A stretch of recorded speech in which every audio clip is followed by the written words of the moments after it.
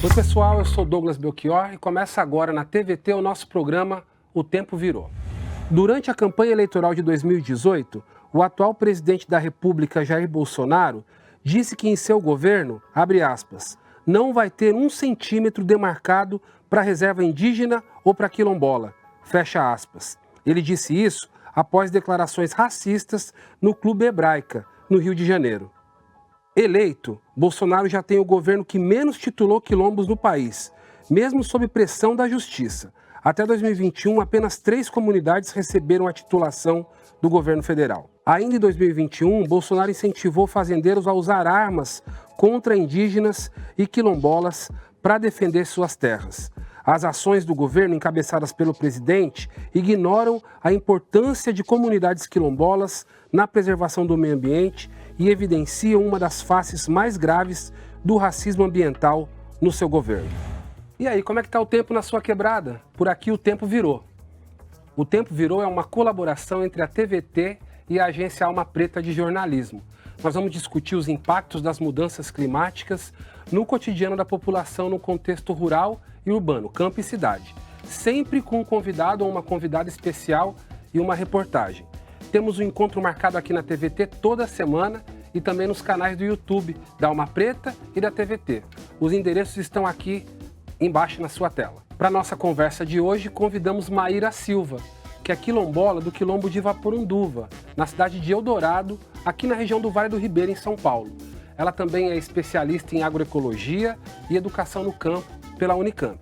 A Maíra desenvolve estudos sobre a contaminação de solos no Vale do Ribeira, aqui no estado de São Paulo. Maíra, muito obrigado pela sua presença. Muito axé, muito obrigado pelo seu tempo. Axé. Vamos agora para a nossa reportagem da semana. Eu sou Maíra, sou bióloga de formação, sou quilombola da comunidade de Vaporunduva, no município de Eldorado, aqui no estado de São Paulo. Sou bióloga de formação e mestre, né, e doutoranda em geociências. Escolhi essa área principalmente, né, na universidade com o intuito de tentar contribuir através desse conhecimento científico, né, que dialoga com as esferas terrestres, também com o que a gente está falando aqui, que são as questões das mudanças climáticas, como uma ferramenta também de luta, de empoderamento também, né, das próprias comunidades, para a gente entender esses mecanismos, como funcionam, né, em relação ao que a gente tem aí dos ataques e, enfim, em relação à questão do nosso território, né, principalmente as ameaças em relação à mineração, ao setor energético, e aí eu escolhi essa área como uma ferramenta de luta também. Nesse processo, fiz um trabalho muito legal, né, em relação às comunidades, que era falar sobre agricultura quilombola, hoje o que a gente chama do nosso sistema agrícola, né? O sistema agrícola, que hoje é um patrimônio cultural, né, pelo IPHAN, registrado pelo IPHAN, e que é sobre isso que a gente está falando, né? As comunidades, elas têm uma relação tão intrínseca entre a roça, a coivara, né, produzir, tudo isso está ligado. A gente vive, se a gente tirar do quilombola a floresta, nós não somos nada, porque a gente planta dentro da roça, dentro da floresta. Então a floresta, ela é essencial para a nossa manutenção. E aí, pensando nisso, esse foi o primeiro trabalho que eu tive, assim, em pensar, sistematizar o que se faz, né? Porque a gente tem um processo que é muito, infelizmente, é muito controverso, né? Geralmente, nós somos os sujeitos de estudo, né? Somos os objetos de estudo, e não é nós que escrevemos, né, a nossa própria história ou que escrevemos nossos conhecimentos. Geralmente, eles são sistematizados por pessoas de fora, e hoje a gente está num avanço ao contrário, né? Não só eu, mas hoje existe diversos profissionais nas comunidades, né? Nossos irmãos e irmãs que estão lá sistematizando, escrevendo, produzindo e falando sobre nós. Os quilombos, né, se a gente for pegar se a gente for fazer uma foto, né, num mapa, onde estão os quilombos nessa região do Vale do Ribeira e pegar e ver a maior contingência de vegetação nativa da Mata Atlântica, vocês vão ver que as comunidades, elas estão embaixo da mata, né? Se você pegar um ponto lá, de onde está a comunidade, você vai ver que ela está ali, vai sair um pontinho no meio daquela paisagem verde, assim, né? Então, a gente tem esse levantamento de que as comunidades, elas estão preservando, né, há séculos esses ambientes, e por isso, né, depois de muita depredação ambiental, infelizmente, elas também são alvo de setores, né, que estão interessados no que se tem embaixo da floresta, mas infelizmente não levam em consideração aqueles que estão a protegendo, né? Para eles isso não é levado em conta. Então, Maíra, diz pra gente, o tempo virou? Como o tempo é algo relativo na nossa cosmovisão, eu acredito que ele virou, ele está virando e vai virar. A gente tem que ter um pouco de fé e esperança naquilo que já foi feito, né? O que a gente passa hoje é um tempo difícil, mas o que a gente viu, né, que é o caminho da nossa ancestralidade, é o que nos dá força para seguir e acreditar que ele vai virar. É tempo de pôr o pé no chão, de ter esperança, fé e nas nossas lutas, né, Douglas? Eu acho que é um pouco disso. São lutas que trouxeram a gente até aqui, né? E vai continuar nos levando à frente. Sim. Conta pra gente um pouco da história do Quilombo de Vaporunduva, que eu conheço, já tive oportunidade, tenho amigos na sua família maravilhosa lá em Vaporunduva. De onde você vem, né? Está ali as suas raízes e é uma região muito rica, o Vale do Ribeira, que abriga inclusive muitos quilombos, aquela região. Conta um pouco pra gente dessa história. Olha, o Vale do Ribeira, por si, é uma região que tem uma minúcia muito diferente dentro do estado de São Paulo. Quando a gente pensa em todo o processo de escravização, né, desse estado e todo o legado que isso trouxe até para os dias atuais dentro do contexto histórico, a gente sempre relembra a história do café, né, a história que traz o café, o processo de escravização e toda essa parte de tráfico, de tráfico dos escravizados e tal. O Vale ele tem uma minúcia muito pelo sentido que foi a escravização naquele território, que foi por conta, né, da escravização para a mineração de ouro, né, que a gente chama de mineração de lavagem. Então, é uma região muito aurífera, onde tinha muitos depósitos de ouro e que os colonos que vieram para cá vieram nesse processo. E eu sempre gosto de começar a conversar falando um pouco sobre esse processo também, que é o qual a gente chama de epistemicídio, que é esse processo do qual a gente tem um apagamento, né, de todo o conhecimento que é desenvolvido e trazido, conhecimento científico e tecnológico pelos nossos ancestrais. Então, o Vale, ele está nesse contexto, né, de um processo de escravização para a produção de mineração de ouro.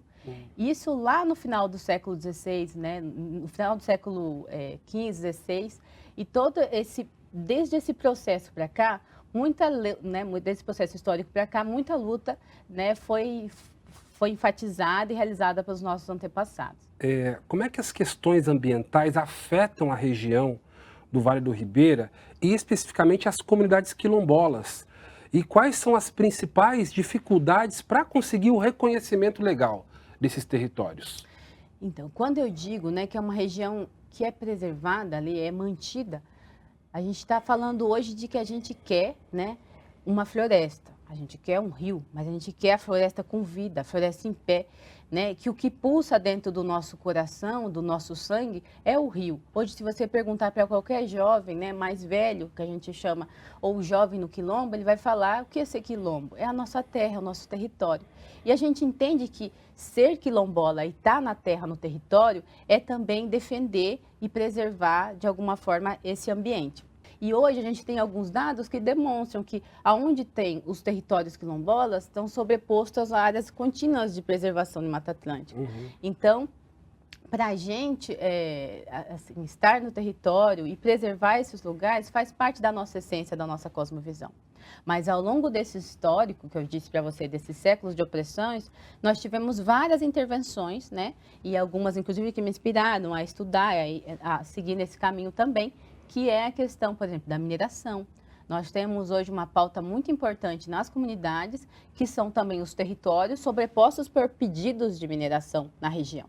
São vários territórios e com muitos pedidos que ainda hoje, né, como foram nossos antepassados trabalhar dentro desse processo de exploração de minerais e tal, ainda hoje a gente tem alguns minerais no solo, como qualquer solo desse nosso país, mas que a gente entende que também é sagrado. Para a gente não é importante que se retire o que tem debaixo do solo e que retire o que tem em cima das matas e todo o alimento e toda a floresta e tudo que vem com ela, né? A gente entende que esse processo, ele é um processo destruidor, assim como o que a gente, numa luta muito antiga, que é a questão da produção de energia. Entendemos que precisamos de luz, mas entendemos que não é utilizando os nossos rios de comunidades que estão ali há séculos para a produção de energia, né? É um processo muito desigual que a gente fala, né? Hoje o Brasil ele já tem uma capacidade de suprir o que ele precisa de produção energética. Infelizmente, a política energética não é dialogada com o povo e nem todo mundo sabe, né? Então, onde é que sobrecarrega isso? Dentro dos povos e comunidades tradicionais. E aí, em específico, no nosso caso, nas comunidades quilombolas, né? Então, a gente tem essa luta e a questão fundiária, ela é garantida por lei na Constituição Federal, né? Então, a gente tem um artigo, né? O artigo 1º, ele né, enfatiza que os territórios devem ser, eles devem ser reconhecidos e titularizados. Então, é importante que as suas comunidades, de fato, tenham seus direitos, né, oficializados ali, né? Então, no Vale, nem todas têm, infelizmente. Nós vamos fazer uma rápida parada, mas não sai daí. No próximo bloco, nós vamos falar um pouco mais sobre ações possíveis para lidar com a crise climática.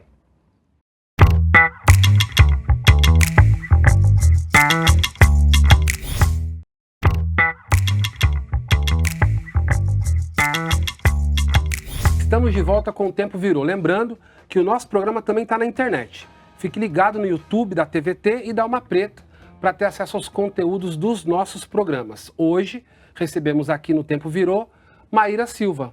Tudo bem, Maíra, mais uma vez? Satisfação, obrigado pela sua presença.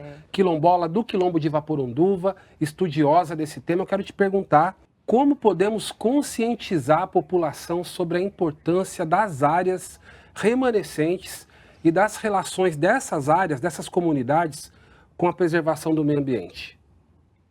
Pois bem, eu acho que esse é o grande desafio, né? E que a gente entende, né, que primeiramente é estabelecer esse contato entre o que a gente chama de campo e do que a gente chama de cidade.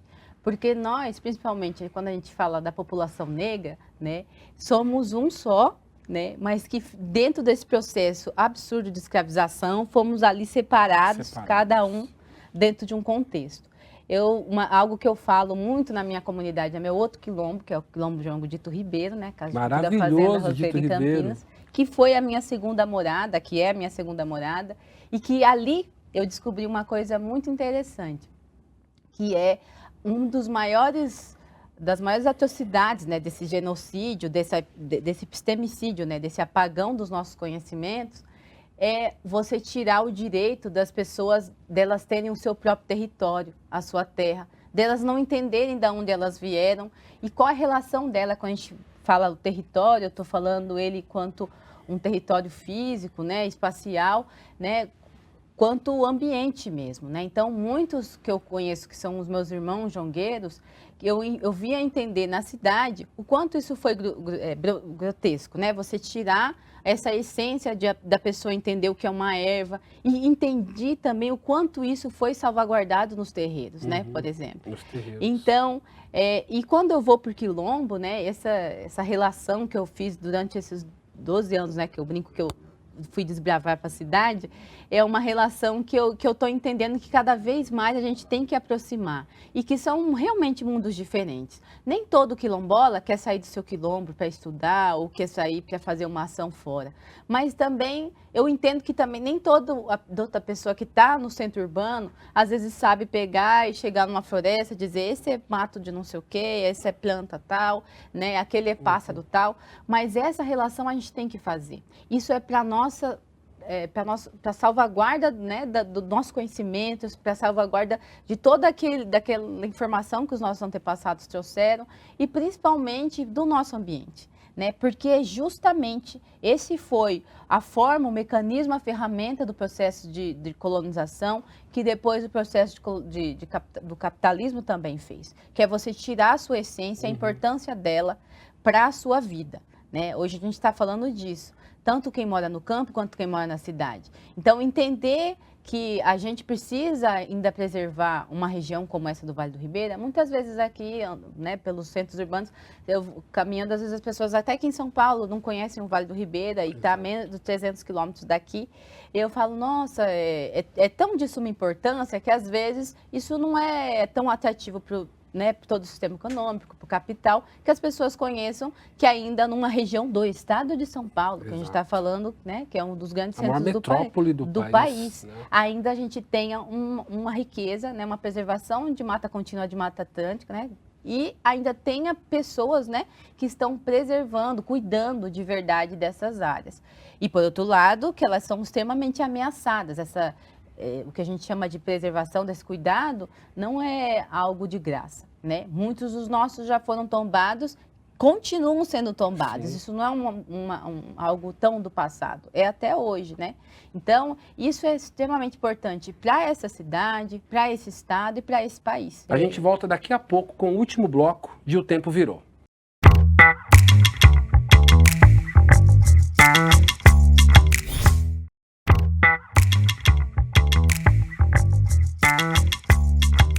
Estamos de volta com O Tempo Virou, programa que discute caminhos para entender e solucionar a crise climática e a sua relação com as grandes cidades, o campo e a natureza. O Tempo Virou também está na internet, você pode assistir no canal Alma Preta e no canal da TVT no YouTube. Maíra, nós estamos de volta, eu quero saber de você o seguinte, você trabalha, você pesquisa sobre contaminação do solo em áreas de cultivo.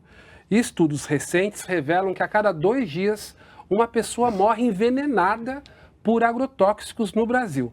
Nós podemos dizer que é o reflexo do enfraquecimento de regulações ambientais destes últimos anos e também das isenções de impostos sobre os agrotóxicos?